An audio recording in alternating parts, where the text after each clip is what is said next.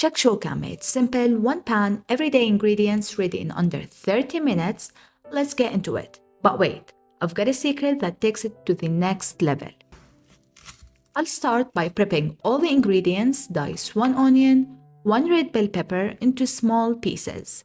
Now since shakshuka relies on tomato, I'm using 6, perfect if they are a bit overripe.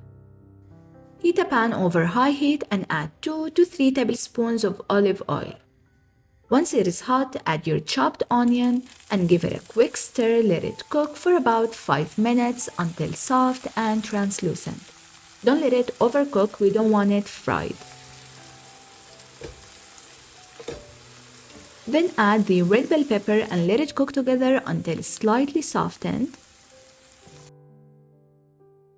Next, add 3 cloves of minced garlic. Keep stirring so it doesn't brown, you just want it fragrant. This is honestly one of my favorite smells.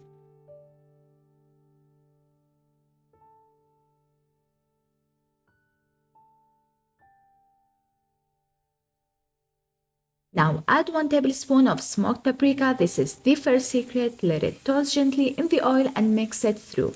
It really deepens the flavor. And we have still got 2 more secrets coming. Now add 1 tablespoon of tomato paste. This is the second secret.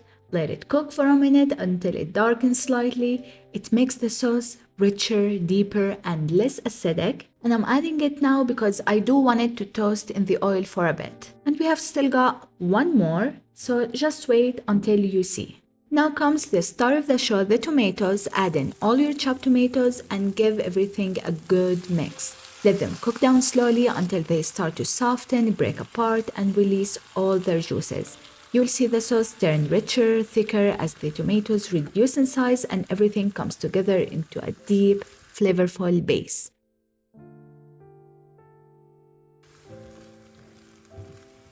This is the base that I want before adding about 120 milliliters, roughly half a cup of water.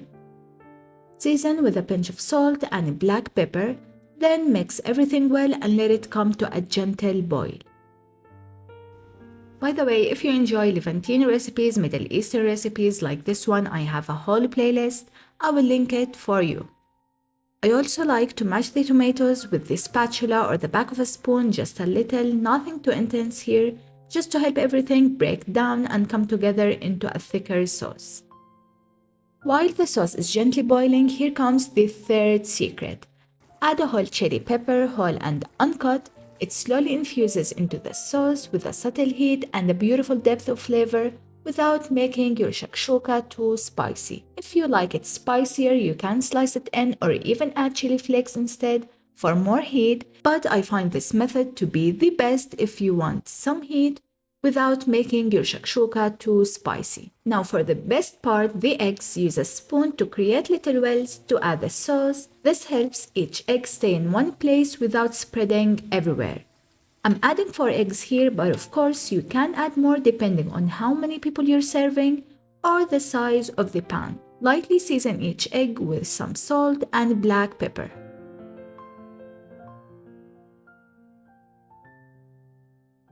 Cover the pan and let everything gently simmer together until the sauce thickens and the eggs are cooked exactly how you like them, soft and jammy or fully set. You will see the sauce bubbling around the eggs as everything comes together. To finish, I like to sprinkle over freshly chopped parsley and a touch of dried thyme for that fresh, herby aroma right at the end. And that's your shakshuka, eggs poached right in the most flavorful tomato and pepper sauce. Genuinely easy to make, done in one pan with simple everyday ingredients and absolutely no fuss.